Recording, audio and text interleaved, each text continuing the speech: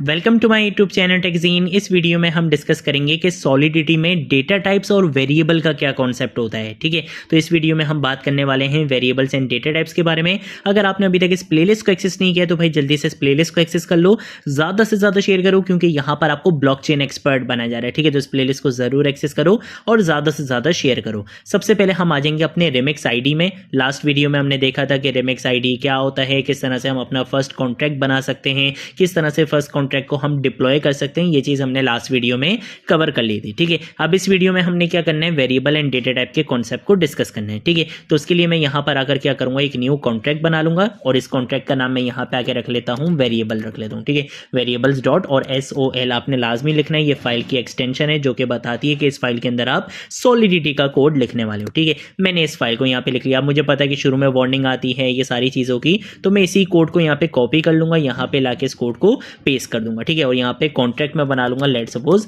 Variables के नाम से। ठीक है, आप किसी भी नाम से यहाँ पे कॉन्ट्रैक्ट बना सकते हो। ठीक है, अब सबसे पहले हम बात करेंगे वेरिएबल्स और डेटा टाइप के बारे में, बट उससे पहले हमें पता होना चाहिए कि ये वेरिएबल्स और डेटा टाइप आखिर होते क्या हैं। ठीक है, तो देखो वेरिएबल क्या होता है। वेरिएबल बेसिकली एक ऐसी कंटेनर मेमोरी लोकेशन का नाम होता है जहां पे आप अपना डेटा स्टोर करवाते हो। जैसे आप मेमोरी के अंदर एक जगह पर एक बॉक्स के अंदर बेसिकली कोई सामान रखना चाहते हो, तो उसके लिए आपके पास एक कंटेनर होना चाहिए, एक बॉक्स होना चाहिए जहां पे आपने सामान रखना है। वो बेसिकली क्या होता है, वेरिएबल होता है। ठीक है, तो वेरिएबल क्या है, एक कंटेनर मेमोरी लोकेशन का नाम जहां पे आप अपना डेटा स्टोर करवाओगे। आपने किसी का नाम स्टोर करवाना है, किसी का नंबर स्टोर करवाना है, किसी की एज स्टोर करवानी है, किसी का कोई स्टेटस स्टोर करवाना है, कोई अमाउंट स्टोर करवानी है। उन सारी चीजों को मेमोरी में स्टोर करवाने के लिए आपको एक कंटेनर मेमोरी लोकेशन चाहिए होती है और उसी कंटेनर मेमोरी लोकेशन का नाम होता है वेरिएबल। और अगर मैं बात करता हूं डेटा टाइप की, तो डेटा टाइप का मतलब ये होता है कि उस कंटेनर के अंदर, उस वेरिएबल के अंदर किस टाइप का डेटा स्टोर होगा।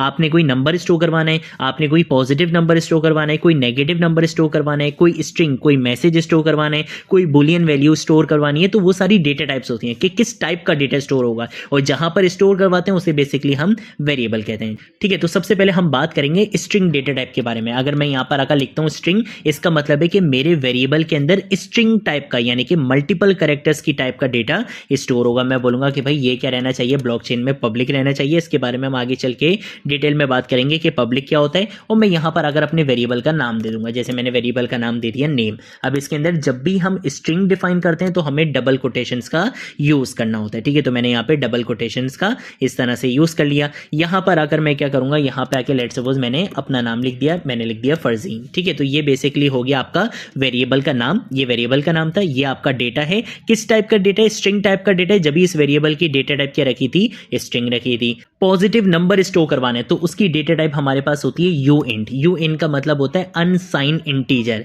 यानी कि कोई पॉजिटिव वैल्यू अगर आपने स्टोर करवानी है तो उसके लिए यूइंट का बेसिकली डेटा टाइप यूज होती है। तो मैंने यहां पर आकर बोला कि ये भी ब्लॉकचेन में पब्लिक रहना चाहिए। वेरिएबल का नाम होगा एज और एज लेट सपोज मैंने यहां पे लिख दिया 22। ठीक है, सेम ऐसे ही अगर मैं यहां पर आकर इंटीजर डेटा टाइप का यूज करता हूं तो इंटीजर के अंदर नंबर्स तो आते हैं लेकिन वो पॉजिटिव भी हो सकते हैं और वो नेगेटिव भी हो सकते हैं। यूइंट में सिर्फ पॉजिटिव इंटीजर्स होते हैं और इंट में पॉजिटिव नेगेटिव दोनों वैल्यूज आ सकती हैं। तो मैं यहां पर आकर क्या करूंगा, पब्लिक का कीवर्ड लिखूंगा और मैं बोलूंगा कि एक वेरिएबल बना लो लेट सपोज टेम्परेचर के नाम से। ठीक है, तो मैंने यहाँ पे टेम्परेचर के नाम से एक वेरिएबल बना लिया। इसके अंदर हम नेगेटिव वैल्यू भी स्टोर करवा सकते हैं, तो मैंने यहाँ पे -5 रख दिया। ठीक है, सेम ऐसे ही हमारे पास एक और डेटा टाइप होती है और वो डेटा टाइप होती है बूल के नाम से, जिसकी फुल फॉर्म होती है बुलियन। बुलियन का मतलब ट्रू या फॉल्स, 0 और 1। ठीक है, तो हम यहाँ पर आगे लिखेंगे पब्लिक और इसके अंदर मैं यहाँ पे एक वेरिएबल बना लेता हूँ लेट सपोज इस डेवलपर के नाम से और इसके अंदर मैं ट्रू को स्टोर करवा देता हूँ। ठीक है, तो यहाँ पे बुलियन वैल्यूज भी आ गई।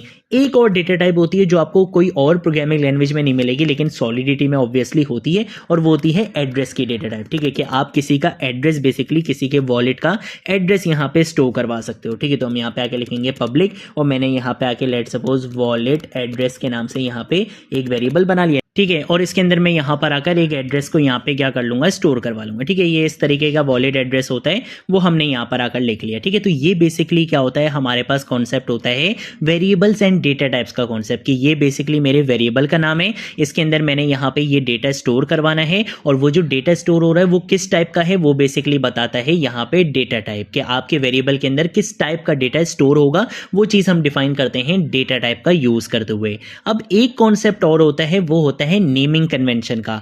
आप यहाँ पे आके देख सकते हो कि जब हम कॉन्ट्रैक्ट का नाम रखते हैं तो हम अपने नाम का जो पहला लेटर होता है उसको कैपिटल रख रहे हैं, और जब हम वेरिएबल्स बना रहे हैं तो वेरिएबल्स बनाते टाइम हम अपने फर्स्ट लेटर का नाम यहाँ पे स्मॉल रख रहे हैं। ये क्या चीज़ है यार, इसके बारे में तो बताओ। तो भाई ये होता है नेमिंग कन्वेंशन का कॉन्सेप्ट। ठीक है, मैं यहाँ पर आकर लिख देता हूँ नेमिंग कन्वेंशन, और ये जो मैंने यहाँ पे डबल स्लैश डाल के मैं यहाँ पे लिख रहा हूँ ना, इसको बेसिकली बोलते हैं कमेंट्स। कमेंट्स का मतलब होता है कि आप यहाँ पे कुछ भी लिख सकते हो, वो चीज़ एग्जीक्यूट नहीं होगी, कंपाइलर उसको क्या कर देता है, इग्नोर कर देता है। यहाँ पे हम जो भी लिखना चाहें वो लिख सकते हैं, वो हमारे कोड का पार्ट नहीं होगा, कंपाइलर उसको एग्जीक्यूट नहीं करता। ठीक है, तो मैंने यहाँ पे लिख दिया नेमिंग कन्वेंशन। ये आप कैसे बना सकते हो, ये आप कंट्रोल स्लैश से कर सकते हो। कंट्रोल स्लैश प्रेस करोगे कमेंट हो जाएगा, कंट्रोल स्लैश से अनकमेंट हो जाएगा। तो देखो अभी ये एरर दे रहा है, जैसे मैं इसको कमेंट करूंगा अभी एरर नहीं देगा क्योंकि कंपाइलर इसको इग्नोर कर देगा। ठीक है, तो मैंने बताना है नेमिंग कन्वेंशन के बारे में। नेमिंग कन्वेंशन हमारे पास दो टाइप्स की होती हैं, एक होता है पैस्कल केस और एक होता है कैमल केस। ठीक है, तो जब भी हम अपने कॉन्ट्रैक्ट का नाम रखते हैं तो हम पैस्कल केस का यूज करते हैं। पैस्कल केस ये बोलता है कि अगर आपके नाम में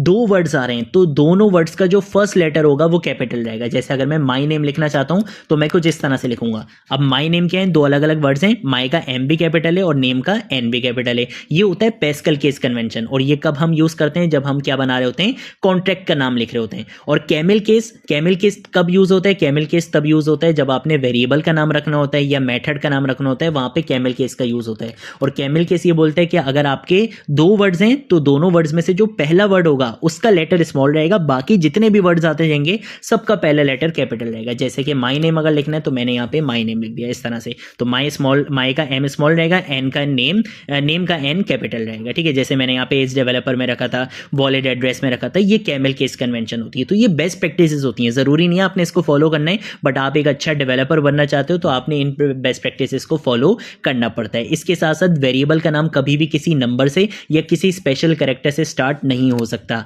इसके साथ साथ वेरिएबल के नाम के बीच में आप स्पेस नहीं दे सकते। ठीक है, तो ये कुछ चीजें हैं जो आपको पता होनी चाहिए। ठीक है, तो अब हम क्या करेंगे, यहाँ पर आकर हम इसको कंपाइल कर लेते हैं। सबसे पहले हमने इसको यहाँ पे कंपाइल करना है। हम यहाँ पे आएंगे सॉलिडिटी कंपाइलर में, कंपाइल वेरिएबल डॉट सॉल्व करेंगे, और उसके बाद हम यहाँ पर आएंगे डिप्लॉय एंड रन पे, और मैं क्या करूँगा, मैं यहाँ पर आकर इसको डिप्लॉय कर दूंगा। ठीक है, तो ये जो हमारा कोड है वो ब्लॉकचेन पे डिप्लॉय हो जाएगा, और जैसे ही डिप्लॉय हो जाएगा तो देखो आपको यहाँ पे सारी चीज़ें मिल गई। अगर मैं एज को कॉल करवाऊंगा तो मुझे 22 मिल गया, इस डेवलपर को कॉल करवाऊंगा ट्रू मिल गया, नेम को कॉल करवाऊंगा फर्जीन मिल गया, टेम्परेचर को कॉल करवाऊंगा -5 मिल गया, वॉलेट एड्रेस को कॉल करवाऊंगा तो मेरा एड्रेस मुझे यहाँ पे मिल चुका है। ठीक है, तो ये हमारे पास कॉन्सेप्ट होता है वेरिएबल्स एंड डेटा टाइप्स का। हमने यहाँ पे वेरिएबल्स एंड डेटा टाइप्स का कॉन्सेप्ट डिस्कस किया, और इसके साथ साथ हमने यहाँ पे नेमिंग कन्वेंशन को भी डिस्कस किया है। अगर कोई चीज़ नहीं समझ आए नीचे कॉमेंट सेक्शन में पूछ लेना, सोशल मीडिया अकाउंट से पूछ लेना, मैं ज़रूर आप लोगों को रिस्पॉन्ड करूंगा। अब हम मिलेंगे नेक्स्ट वीडियो में नेक्स्ट टॉपिक के साथ, तब तक के लिए बाय बाय।